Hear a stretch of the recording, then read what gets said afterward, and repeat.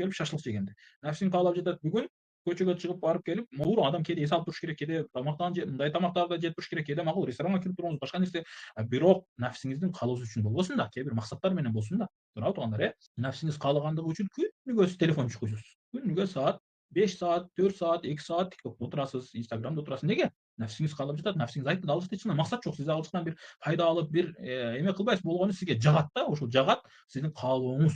Каалап ошол 5 секунд, 10 секунд видеолорду, сүрөттөрдү, ушактарды көрөсүз. Анын ордуга китеп окусаңызчы, нәфсиңизге жакпайт, оор келет ал нерсечи. Анын ордуга бир пайдалуу нерсе менен алек болсоңузчу, анын ордуга ошол 4 саат телефон чуккандан көрө 4 саат намаз окусаңыз болот. Колдон келет, бирок эмнеге кыла албайсыз ал нерсени? Анткени сиз нәфсиңизди эрчип жатасыз да, нәфсиңиз ушуга айтып ошонун артынан кетесиз. Кыскасы, булар эмне экен? Роуханий болгон адамдар баардыгы кылган Аллах үчүн. Турганы, басканы, жатканы, кыймыл аракети баардыгы ушундай. Бул биринчи түрдөгү адамдар. Экинчи түрдөгүлөрдүкү, эгерде ал ошол каалоосу тартып жаткан, кылдырып жаткан иши нәфсиси менен боло турган болсо, анда бул эмне?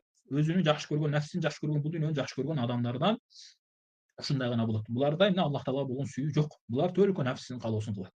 Ошондуктан Аллахтан коркуу, Аллах Таалага болгон сүйүү, Аллах Таалага болгон берилүү жок болгондуктан булар намаздан, жакшы амалдардан, Аллах Таалага жакындатуучу амалдардан алыс болот.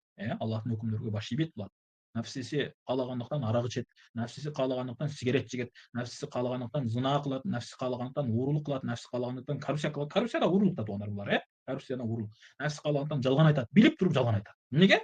Нәфсиси каалап жатат. Ушул жалган айтса, мунун көзүндө 10 миң сом, 10 миң доллар, 20 миң доллар пайда көрөт. Бирок анын берекеси болобу, болбойбу? Кудай билет. Сен 20 миң доллар пайда көрдүң. Анан 20 миң долларлык ооруга чалдыктың. Эмне пайдасы болду? Онон көрө сен ошо 20 миң долларлык пайданы жалган айтып, башка нерсе кылбай пайда көрбөй эле кой.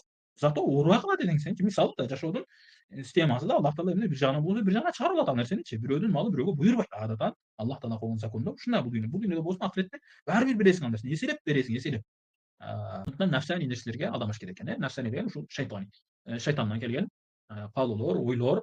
Ушундай сен ошону гана ээрчип жүрсөң, анда эмне экен? Аллахтан алыстоо, сен кылган амалдарың эч качан Аллах үчүн болбойт. Эч качан сенин жүрөгүңдө ошону сен Аллах үчүн зына кылайын деп кантип айтасың? Аллах үчүн арак ичейин деп кантип айтасың? Болбойт да бул нерсе. Туура жөнөкөй жашоо деле карасак туура эмес. Экинчиси,